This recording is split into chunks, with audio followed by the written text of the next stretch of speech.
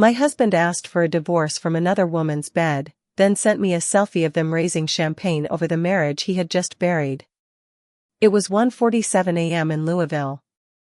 I was at the dining table finishing packaging designs for a local coffee company when my phone began vibrating hard enough to inch toward the edge.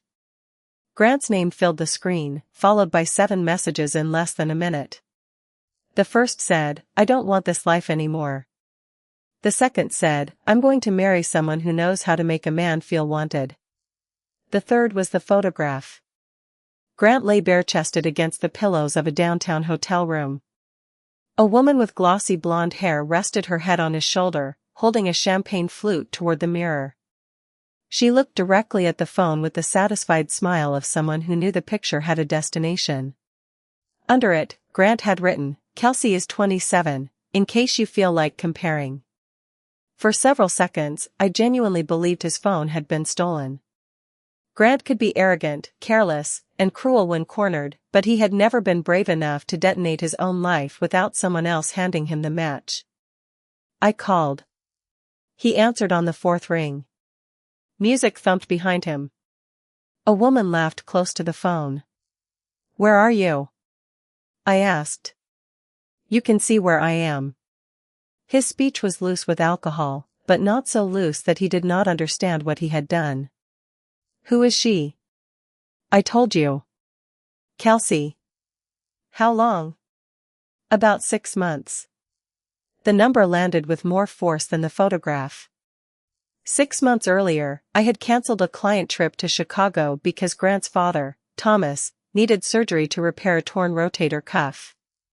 I drove Thomas to physical therapy, cooked freezer meals for Grant's mother, Evelyn, and finished my design work after midnight. Grant said he was staying late at the family beverage company to prepare for an executive role. He had not been preparing for anything except another woman's attention. "You came home from my father-in-law's surgery and climbed into bed with me," I said. "Do not turn this into a courtroom drama, Elena. We were already over." "You forgot to tell me." Kelsey said something I could not hear. Grant laughed. "She is young," he continued. "She's fun. She does not spend every night staring at a laptop and calling it ambition. You made this apartment feel like an office." I had spent 8 years cooking for him, designing unpaid brochures for his parents' charities, attending every company dinner where Grant introduced me as the creative one, and making myself smaller whenever he complained that my freelance work embarrassed him. That night, he reduced all of it to a contest between a 41-year-old wife's body and a 27-year-old stranger's. "A marriage is not a beauty pageant," I said. "Tell that to someone who still wants to listen." Kelsey and I leave for Key West on Friday. When I get back, we will handle the divorce. "With what money are you taking her?" "My money. Your last deposit into our joint account was 3 months ago." His voice sharpened. "I am about to become vice president at Whitmore Beverage. My financial situation is not your concern anymore." Then he hung up. I sat at the table until the laptop screen went dark.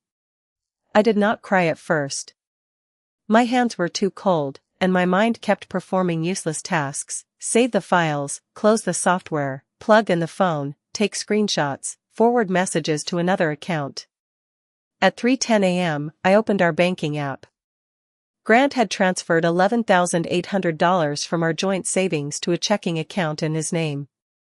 There were charges from a jewelry store, the downtown hotel, an airline, and a luxury resort in Key West. The resort charge alone was $6,240. We had built that savings account for a down payment. At least, I had. Grant had spent the last 2 years saying it made more sense to wait until he received company shares. By sunrise, I had copied every statement. Once I began looking, the previous 6 months rearranged themselves into a pattern. Grant had started taking his phone into the shower. He changed the password on the shared tablet after claiming a software update had logged him out. Twice, he criticized dresses I had worn for years and suggested I should make an effort if I wanted him to come home earlier. When I asked why his shirts smelled like a perfume I did not own, He said a woman from accounting hugged everyone.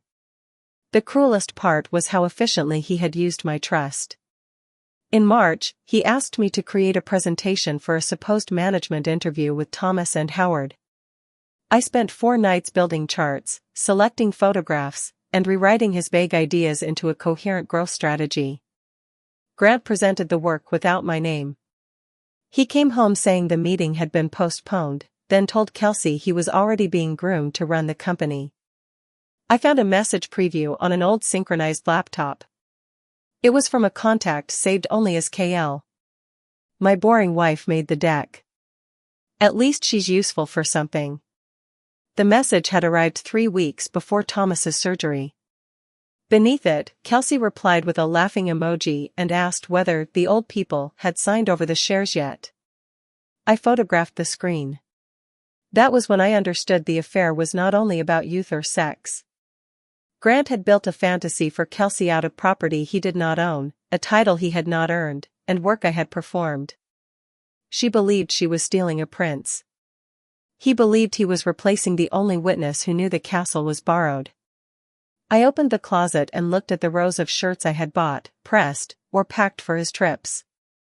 My wedding dress was sealed in a box on the top shelf. For years, I had treated the marriage as a living record of effort. If I kept contributing, communicating, forgiving, and adjusting, the total would eventually prove that we were worth saving. Grant had been keeping a different account. In his version, every act of care depreciated the moment he received it. At 7:30, I called my oldest client and moved our morning review. I said there had been a family emergency. The phrase felt strange. Grant had not been injured. No one had died. Yet something fundamental had stopped breathing in the room where I sat. Grant came home at 9:20 wearing the same shirt from the photograph beneath an unbuttoned jacket. He smelled of hotel soap and bourbon. He walked past me, opened the refrigerator, and drank orange juice from the carton. "We need to talk when you are sober," I said. He wiped his mouth. "About what?" "The messages." His eyebrows rose with rehearsed confusion. "What messages?" "The divorce request. The photograph. Kelsey being 27. My coworkers took my phone after dinner." "Your coworkers booked a room with your face in it?" "Images can be altered." I watched him deny what we both knew I had seen. It was not a serious attempt to persuade me. It was a reflex, the same one he used when a credit card bill arrived or his father asked why he had missed another meeting. Reality was always something Grant expected other people to renegotiate for him. I forwarded the messages back to his phone. The photograph appeared on his screen. He stared at it for a moment, then shrugged. "Fine," he said. "Yes, I am with someone else. You will get whatever Kentucky law says you get, and we can both move on." He went to the bedroom and pulled a white linen shirt from the closet. I had given it to him for our 7th anniversary. "You are wearing that on the trip?" I asked. "Kelsey likes it. I bought it." He smiled without warmth. "You never liked spending money on anything fun. Kelsey deserves a suite facing the water." I felt the tears rise. I refused to let him see them. "Take the shirt," I said. "Take every piece of clothing you own. Do not take anything else. This condo is more mine than yours. The condo belongs to your father's holding company, which I will control soon enough." He packed while whistling. When the door closed behind him, I walked to the bathroom, sat on the tile floor, and cried until my chest hurt. At noon, I drove to Evelyn and Thomas's house in Anchorage, a wooded suburb east of Louisville. I had not called first. Evelyn opened the door wearing gardening gloves. The moment she saw my face, she pulled me inside. "Tell me what my son did." I showed her the messages at the kitchen island. Thomas read them over her shoulder, his healing arm still stiff. His jaw tightened until a small muscle jumped near his ear. Across from us sat Howard Whitmore, Thomas's older brother and the chief financial officer of Whitmore Beverage Distribution. Thomas and Howard had built the company from 3 delivery vans and a rented warehouse into a regional distributor serving restaurants and liquor stores across 4 states. Grant told everyone he would inherit it. In truth, he had never survived the 90-day management training program.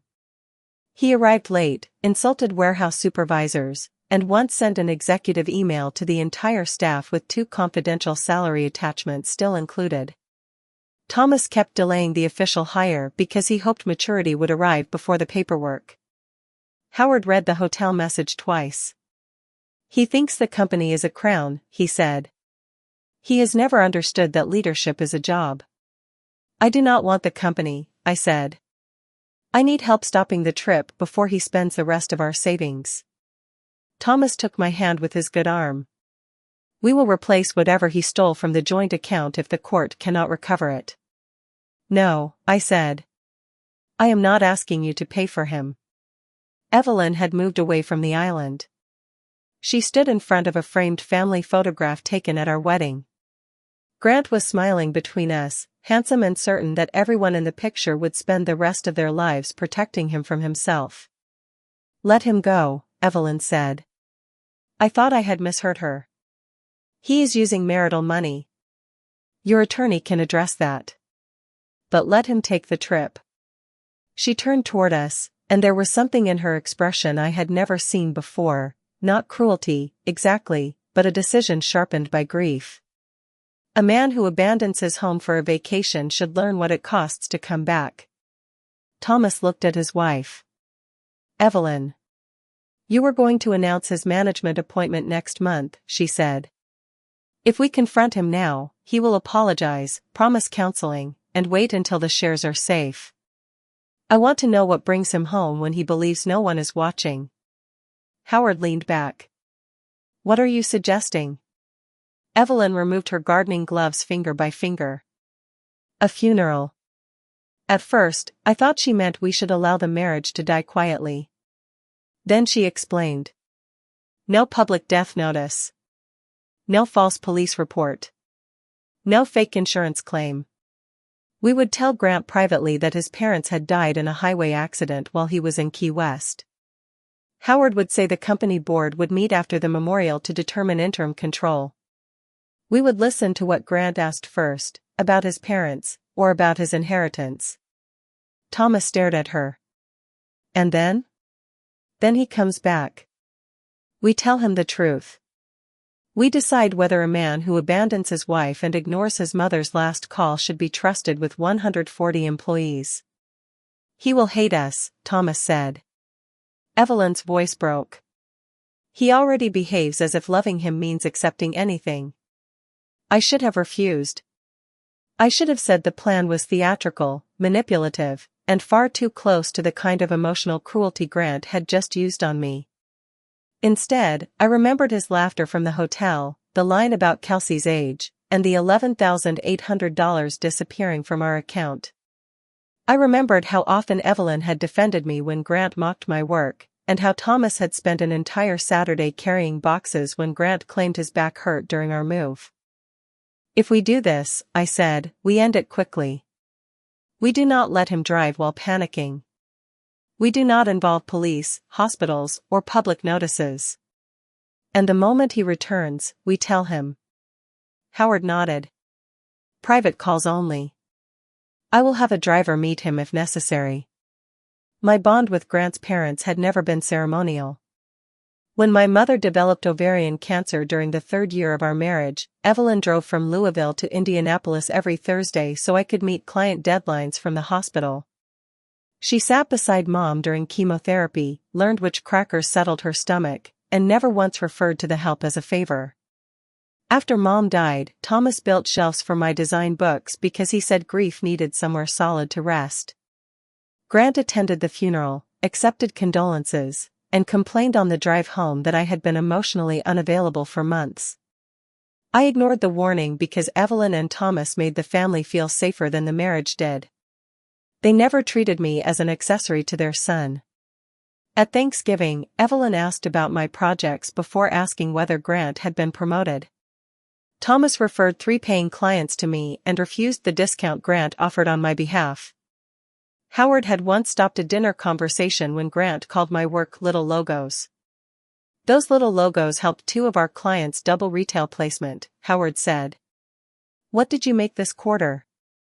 Grant did not speak to me for the rest of the evening, as if I had arranged the humiliation merely by having work someone respected. Standing in the Whitmore kitchen after the affair, I realized why their support comforted and wounded me at the same time. I was losing a husband, but I did not want his betrayal to erase 8 years with everyone who had shown up when life was difficult. Grant assumed blood gave him permanent ownership of the family. I had always understood family as a record of who carried what when the weight became real. Evelyn reached across the island and squeezed my hand. Whatever happens with him, she said, you do not lose us unless you want to. He will say you chose me over him. Then he will be wrong. We are choosing what is right over what is easy. Thomas wiped his eyes and looked toward the wedding photograph. I should have challenged him years ago, he said. Every time I delayed, I told myself I was giving him room to grow. Maybe I was giving him room to use all of us. Thomas looked from his wife to me. His eyes filled. I am ashamed that you need us to prove anything, he said. So am I. For the next 3 days, Grant moved through the condo as if I were a housekeeper at a hotel he had already checked out of. He took phone calls on the balcony and spoke loudly about private beaches, sunset cruises, and restaurant reservations. He left printed travel confirmations on the counter where I would see them. On Thursday night, he returned to collect 2 suitcases.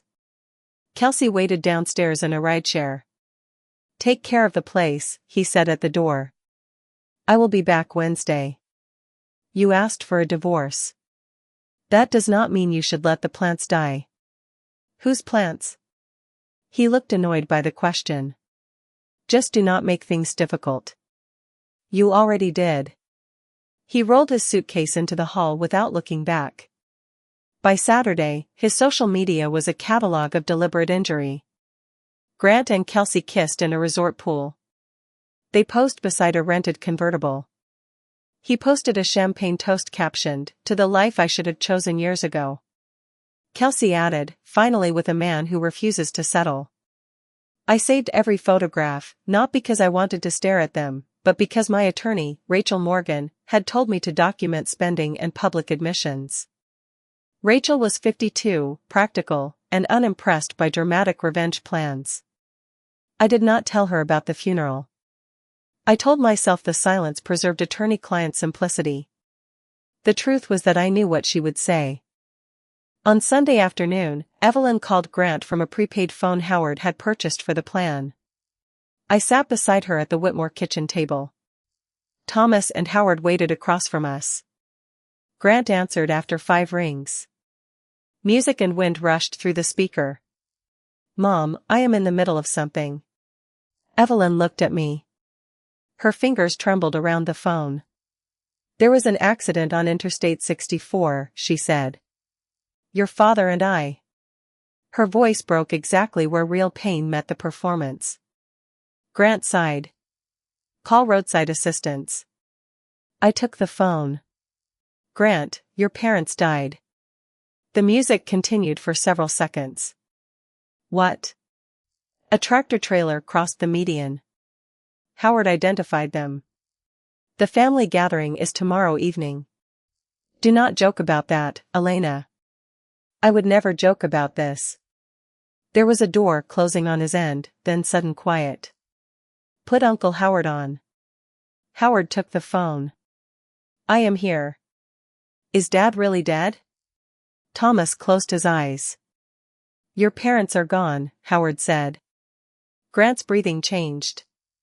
For one moment, I heard something that sounded like genuine shock. Then he asked, what happens to the company? Evelyn pressed her fist against her mouth. Howard's face became still.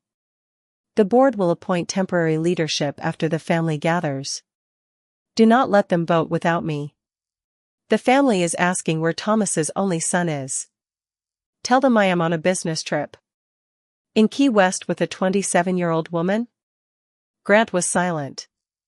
Get me on the earliest flight, he shouted to Kelsey. I have to go.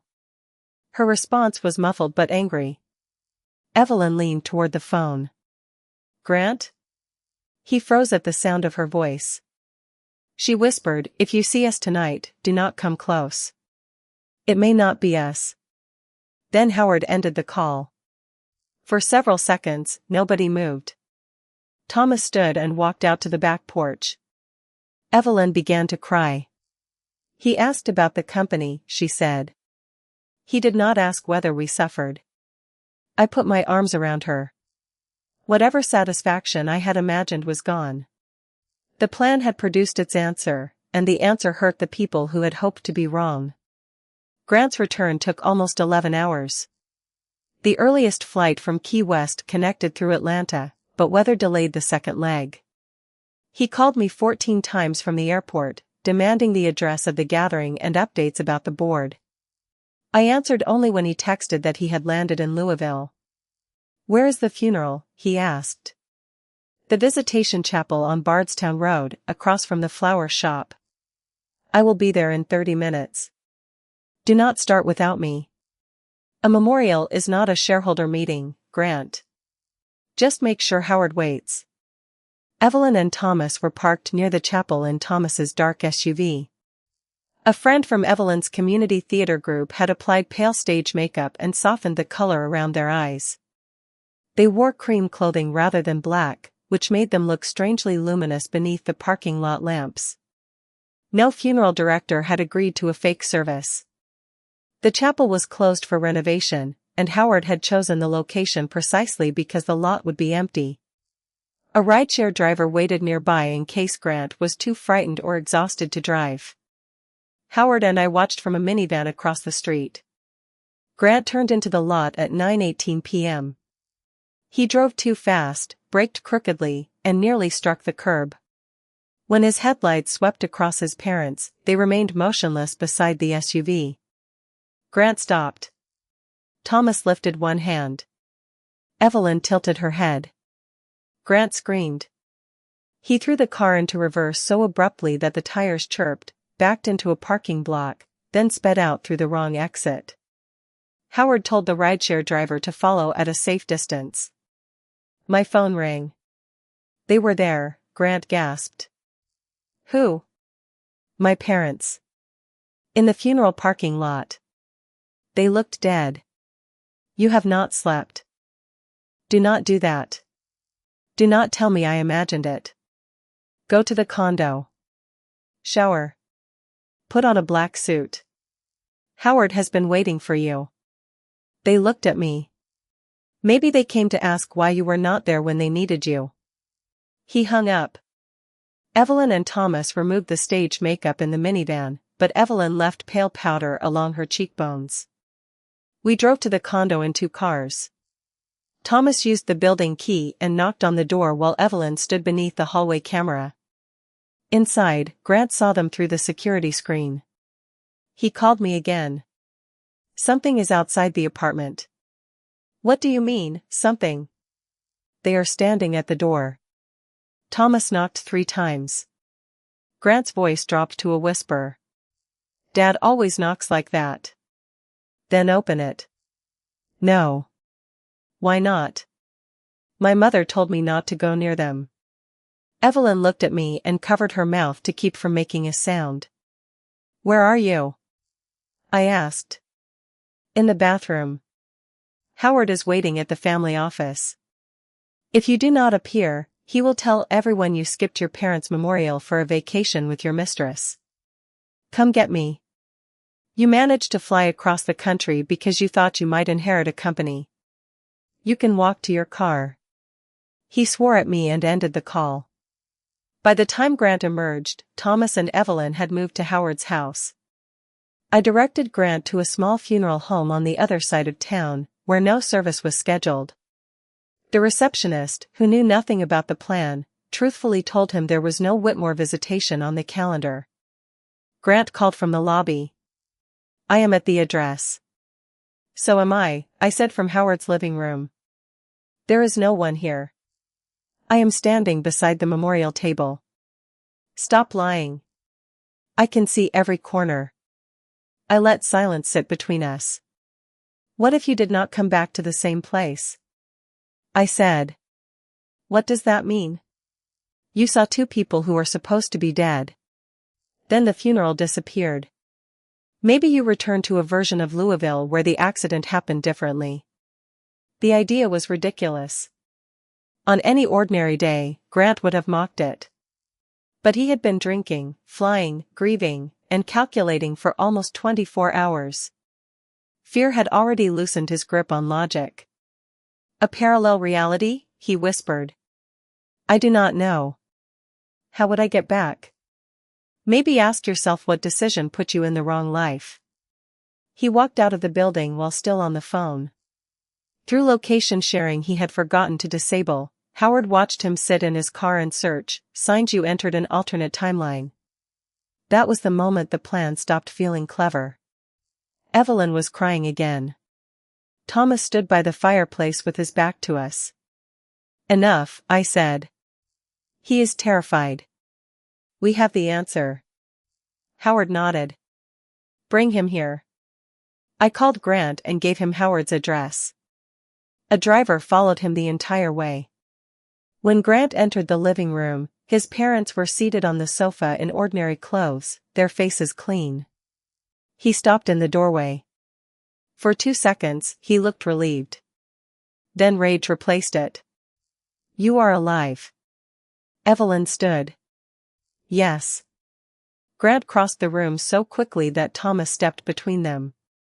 You people are sick, Grant shouted. I could have crashed. I thought I was losing my mind. A driver followed you, Howard said.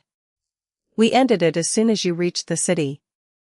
You told me my parents were dead. And your first question was about the company, Thomas said. Grant turned toward me. This was you. It was Evelyn's idea. I agreed to it. Because you are jealous of Kelsey. I am not jealous of a woman who needs my savings to pay for her vacation. He pointed at me. This has nothing to do with my position. Dad promised I would join the company. Howard moved to the center of the room. Your executive track offer is withdrawn. Grant laughed once. You cannot decide that. I oversee finance and human resources. The compensation committee met by video this afternoon. They supported the withdrawal. Dad? Thomas looked older than he had one day earlier. I will not place employees under the authority of a man who humiliates his wife, steals joint savings, ignores his mother's emergency call, and returns only when he hears the word inheritance. You set me up. We gave you a choice without telling you it was a choice, Evelyn said. You made it. Grant turned to her. I am your only child. You are not destroying my future over Elena. The company is not your future. It is 140 people's livelihood. I can fix my marriage. He looked at me with sudden urgency. Elena, tell them we can work this out. What about Kelsey? Evelyn asked. Grant did not hesitate. I will end it if that is what everyone needs. The words were meant to sound sacrificial. They exposed him instead. He would give up Kelsey not because he loved me, but because the company door had closed. Evelyn sat down. You will not need to end it. Grant frowned. Howard placed his phone on the coffee table. Kelsey is still in Key West. She is not alone. On the screen was a photograph taken at a rooftop restaurant. Kelsey sat beside Derek Coleman, a purchasing director for one of Whitmore Beverage's largest resort clients. Her hand rested on his arm. Grant's white linen shirt was visible beneath Derek's jacket, draped over the back of Kelsey's chair like something already discarded. Grant stared at the image. That does not prove anything. Howard opened a second message from Derek. Met this woman after her boyfriend abandoned her at the hotel. She introduced herself as single and said she had been invited by a wealthy Bourbonaire. Then she admitted his family company had never hired him. I recognized the surname and thought you should know. She is angry, Grant said. She is trying to punish me for leaving. Then you know exactly how long her devotion lasted when a more expensive room appeared, I said. For the first time since the photograph arrived, Grant had no lie ready. He had discarded 8 years of marriage for a woman who replaced him before the vacation ended. Yet the expression on his face was not guilt. It was outrage that something he claimed had chosen someone else. "Elena," he said quietly. "Let's go home. You already toasted your new life." I was drunk. You booked the flights sober. You moved $11,800 sober. You packed my anniversary gift sober. You mocked my age sober. We both said things. I said a marriage was not a contest. Which part of that harmed you? Thomas removed a key ring from his pocket and placed it on the coffee table. "The condo is owned by Whitmore Residential Holdings," he said. "Grant, you have 48 hours to remove your belongings. Elena may stay for 90 days or until she chooses another place." Grant stared at his father. "You are evicting me from my own home? It was never your property. Everything you have was supposed to become mine." Thomas's face changed. The grief was still there, but so was clarity. "That sentence is why none of it can." Grant left Howard's house at 1:30 a.m. He did not ask me to come with him again. He called Kelsey 9 times from the driveway. She blocked him after the 3rd voicemail. I stayed with Evelyn and Thomas until dawn. No one celebrated. The fake funeral had not felt like revenge by the end. It felt like an X-ray. It showed every fracture the family had spent years covering with money and hope. Grant returned to the condo before sunrise and began throwing his belongings into boxes. Through the security camera, Thomas watched him carry out a television owned by the holding company and instructed the building manager to stop him in the lobby. Grant called his father a thief until Thomas emailed the inventory list Grant had signed when we moved in. At 10 a.m., Grant posted a long statement claiming his family had staged psychological torture because they disapproved of his consensual relationship. He described me as a vindictive wife who manipulated elderly parents and implied that Whitmore Beverage was punishing him for seeking personal happiness. He did not mention the joint savings, the 6-month affair, his request for divorce from a hotel bed, or his first question after hearing his parents were dead. The post spread quickly among Louisville's hospitality and bourbon community. Several people sent it to Howard. A local blogger asked whether the company had used a fake fatal accident as an employment test. Howard wanted to release the messages. Rachel advised restraint. Whitmore Beverage issued a 3-sentence statement. Grant had never been an executive or shareholder, no public death report, government record, or company communication had been created. Employment decisions were based on established governance and qualification standards. Nothing more. Evelyn wrote Grant privately. "We regret frightening you. We do not regret learning what you valued. Remove our company and Elena's business from your posts." He replied that he would delete everything if they restored his management offer. Thomas read the message twice. "Extortion," he said. "A negotiation," in his mind, Howard replied. The post stayed online for 9 hours. Then Derek commented beneath one of them that Grant's business trip had taken place at a couple's resort and included no company meetings. He did not mention Kelsey's new room or the photograph. He simply corrected the business claim. Within minutes, former classmates and acquaintances began asking Grant why he had called an affair trip corporate travel. Grant deleted the entire statement and changed his profile to private. That evening, I entered the condo with Rachel's paralegal and a professional inventory service. Grant had taken his clothing, electronics purchased before marriage, and 2 boxes of bourbon Thomas had given us for anniversaries. He left our wedding photographs face down on the dining table. The bedroom smelled like his cologne. An empty garment hanger swung in the closet where the white linen shirt had been. I expected to feel abandoned again. Instead, I felt the relief of entering a room after a machine has finally stopped making noise. I packed my personal documents, backup drives, and my mother's jewelry. The inventory specialist photographed each remaining item. Boring documentation, exactly as Rachel ordered. Before I left, I watered the plants. Not because Grant had told me to. Because they were mine. Evelyn brewed coffee nobody drank. I thought if he saw how much he could lose, he would remember who he was, she said. Maybe he showed us who he is. Thomas looked toward the window. People can change. Yes, Howard said. But a company cannot be the reward for promising to try. At 8 a.m., I called Rachel and told her everything, including the staged death. She was silent long enough to make me regret every choice. Do not do anything like that again, she said. Do not contact Kelsey. Do not post. Do not threaten. Preserve the messages, account records, and public photographs.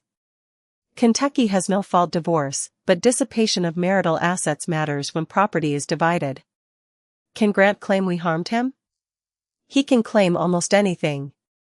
Private adults telling a cruel lie is not a good idea, but you created no false government record, insurance claim, obituary, or public report. From now on, your strategy is boring documentation. Boring sounds wonderful. Rachel filed the divorce petition 3 days later.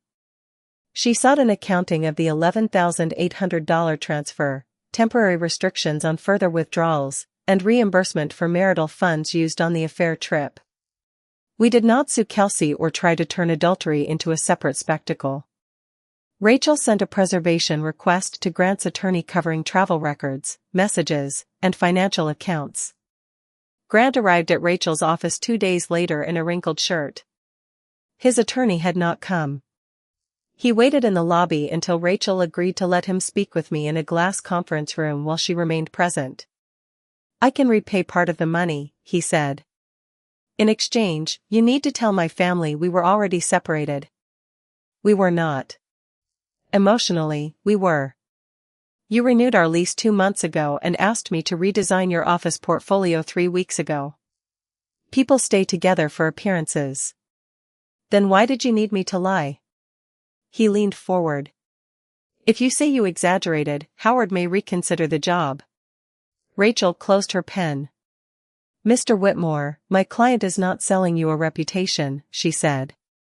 He ignored her and looked at me. Without the company, I have nothing. You have the life you chose when you decided I was nothing. You enjoyed frightening me. For about 10 minutes, I wanted you to feel the panic you gave me. Then I stopped the plan because I saw what it was doing to your parents. That is the difference between us, Grant. I noticed other people's pain. His expression hardened. You will regret turning them against me. They heard you ask about the company before asking how they died. I did not put those words in your mouth. Rachel ended the meeting. The extraordinary shareholder session occurred 2 weeks later in Whitmore Beverage's conference room. Grant was not a shareholder, but Thomas allowed him to present the management plan he claimed to have spent years developing. The document was 8 pages, 3 of them copied from an online template. Grant proposed cutting warehouse staffing by 18%, outsourcing delivery routes, and expanding into luxury resort accounts. He had not calculated severance costs, state licensing differences, or the effect on union drivers. He referred to gross revenue as profit twice. I did not attend the meeting. Evelyn told me what happened afterward, and the formal minutes later became part of the estate planning record Thomas shared with his attorney. Grant finished his presentation and said, "Whatever happened in my marriage should not affect business." Evelyn asked him to read the caption he posted from Key West. He refused. She read it aloud. To the life I should have chosen years ago, far from the boring wife who was never on my level. The 6 directors remained silent. Evelyn continued. A family distributor survives on trust.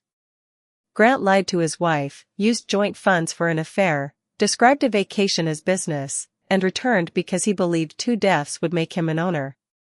I own 40% of the voting shares. I will not support his employment or transfer my shares to him. Thomas controlled 30%. Howard controlled the remaining 30%. All three voted to withdraw the executive track offer permanently. The independent directors then ratified the decision under the company's employment policy. Grant struck the table with his palm. "I am part of this family." Elena was too, Thomas said. "Until you treated her like disposable packaging." Grant accused them of choosing a daughter-in-law over their only son. Howard corrected him.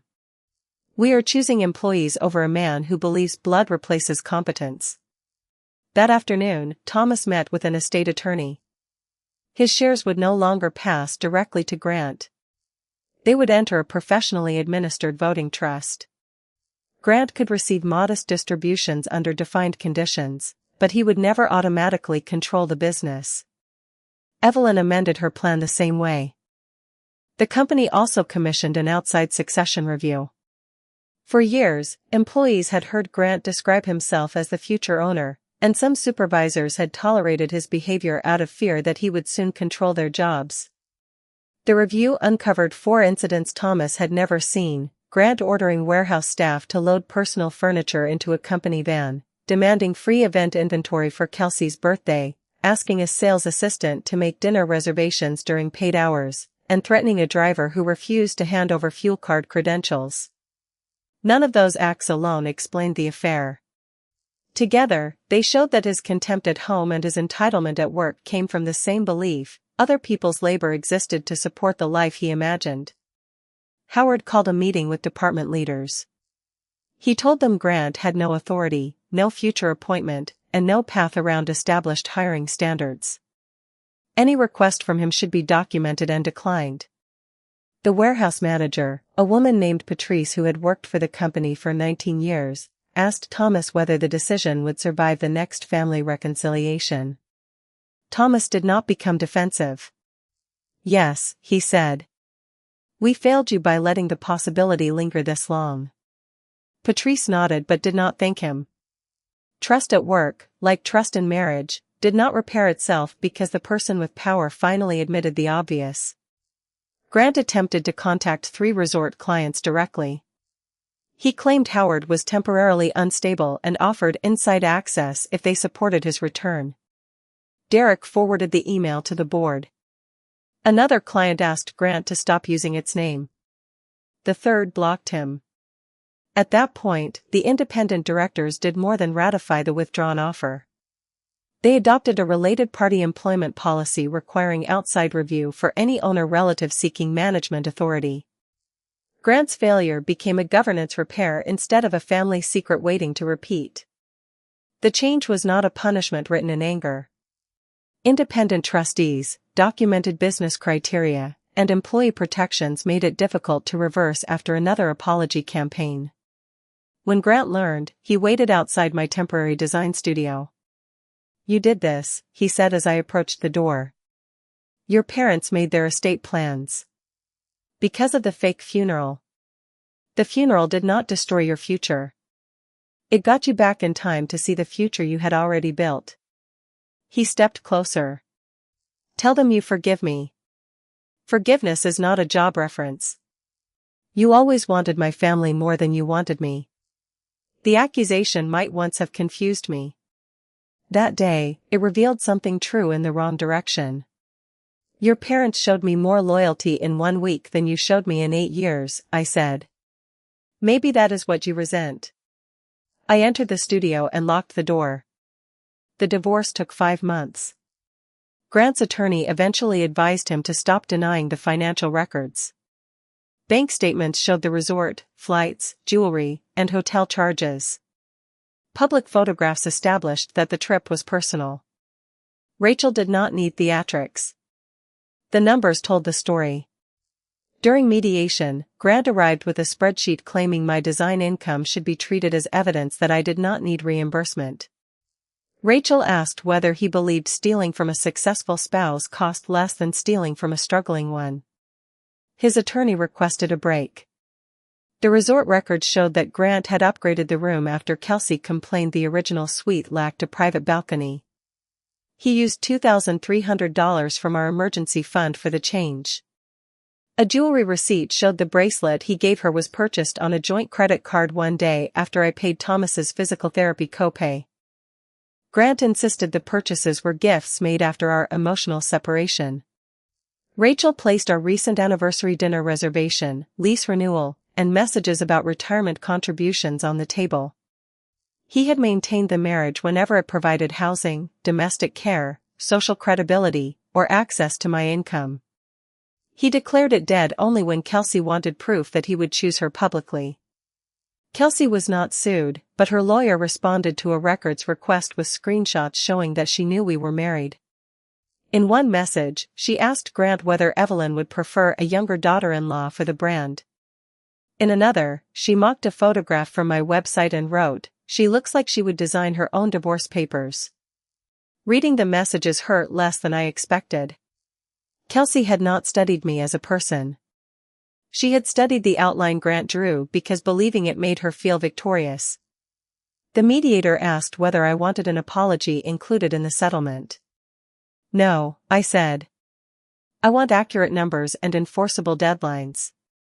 Grant stared at me as if refusing an apology was crueler than everything that required one.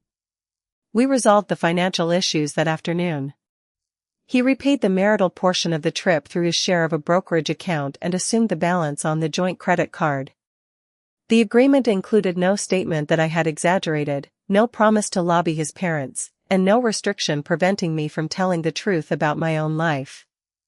I recovered my share of the diverted savings and received a fair division of the remaining marital assets. I kept my retirement account, equipment, client contracts, and design copyrights. Grant kept his personal debts and a leased sports car he could no longer afford. Kelsey returned from Key West 3 days after him. Derek had ended their brief connection when he learned the full story and realized she had targeted Grant because of the Whitmore name. Kelsey then demanded that Grant reimburse her for meals, spa appointments, and the extra hotel nights. They spent 2 weeks accusing each other online before both accounts went private. Grant tried selling insurance for a regional firm. He lasted 4 months. He missed training, argued with supervisors, and continued introducing himself at networking events as the future owner of Whitmore Beverage. Someone eventually corrected him in front of a prospective client. Grant walked out before the meeting ended and was fired the next day. I did not celebrate his collapse. I celebrated no longer carrying it. With my savings, I rented a small brick studio in Louisville's Nulu neighborhood. The front windows faced east, filling the room with clean light each morning. I hired a junior designer named Tasha and turned my freelance practice into a small branding agency focused on independent food, hospitality, and nonprofit clients. The first month was harder than the photographs from opening day suggested. I woke at 4 a.m. expecting Grant's key in the door. I checked the business account repeatedly, convinced that independence would disappear if I missed one invoice. Whenever Evelyn invited me to dinner, guilt whispered that I was stealing a family that belonged to him. I began seeing a therapist named Dr. Lila Benton. She asked why I described every boundary as something I was doing to Grant. "Because his parents still speak to me," I said. "Because the company listened to what happened." "Did you force him to send the photograph?" "No." "Did you force him to ask about the company?" "No." "Did you write the business plan he copied?" "Not that one." She smiled slightly. "Then perhaps your responsibility is not to carry his consequences. Perhaps it is to understand why humiliation felt like the price of staying married." That question followed me for weeks. I had mistaken endurance for loyalty. Grant praised me only when my work, caregiving, or silence made him look better. Each time he diminished me, I tried to prove my worth by contributing more. I was not preserving the marriage. I was feeding the system that allowed him to remain unchanged. At the studio, Tasha challenged that pattern without knowing it. When a client requested 4 unpaid concepts before signing a contract, my instinct was to agree so they would like us. Tasha asked, "Would liking us pay for the hours?" We sent a paid discovery proposal instead. The client accepted. It was a small victory, but it taught me that boundaries did not always end relationships. Sometimes they revealed which relationships could become real. I framed the signed proposal and placed it beside the photograph from the empty chapel. One image reminded me what happened when people delayed truth until fear became necessary. The other reminded me that a clear, ordinary no could protect a future before anyone needed a funeral to understand it. Evelyn became our first major client. She chaired a foundation that helped women return to work after divorce, caregiving, or financial abuse. She asked us to rebuild its visual identity and website. "I do not want a charity that looks like pity," she said during our kickoff meeting. "I want it to look like a door opening." We used strong typography, clear photography, and a deep green accent inspired by new growth. The project won a regional design award 8 months later, but the award mattered less than the women who began sending messages after finding the program. Thomas attended the studio opening with his arm fully healed. Howard brought a bottle of sparkling cider because I had said I did not want bourbon anywhere near the ribbon-cutting photographs. Evelyn hung a framed print above my desk. It showed the 4 of us outside the empty visitation chapel on the night of the fake funeral. Thomas and Evelyn still had pale makeup around their eyes. Howard looked stern. I looked exhausted. On the back, Evelyn had written, "The night we buried a lie." I stared at it for a long time. "The plan was not perfect," she said. "I am sorry for asking you to participate in something so frightening." I agreed because I wanted him scared. "And you stopped it when fear became the point. Would you do it again?" Evelyn considered the question. "I would confront him sooner. I would not need ghosts to tell me my son was already gone." That answer mattered to me. None of us turned the prank into proof that cruelty was wise. We treated it as the desperate action of people who had delayed truth until only spectacle seemed loud enough. I kept the photograph anyway. It reminded me not of revenge, but of the moment I understood that family was not always the person who shared your last name or slept beside you. Sometimes family was the mother-in-law who believed your dignity mattered more than protecting her son's image. Sometimes it was the father-in-law who refused to confuse inheritance with leadership. Sometimes it was the uncle who chose 140 employees over bloodline entitlement. Grant wrote to me 7 months after the divorce. His message said his parents had abandoned him because I poisoned them, and that I owed it to him to help prepare the family. I typed 3 different responses and deleted all of them. Then I blocked his number. Evelyn and Thomas did not stop loving their son. They offered family counseling, but Grant would attend only if they restored the executive track and changed the trust. They refused. Love, they had finally learned, could include an unlocked door without placing the company keys on the table. On the first anniversary of my studio, rain moved softly across Louisville. I opened the front windows and listened to tires on the wet street while Tasha prepared client boards in the back room. The city smelled like brick, coffee, and summer pavement. For years, I believed losing my marriage would mean losing my place in the world. In the end, I lost only the man who needed me to feel small so he could pretend he was important. I kept the people who knew how to love without asking me to disappear. And for the first time, I built a life in which no one had to be humiliated for someone else to feel tall.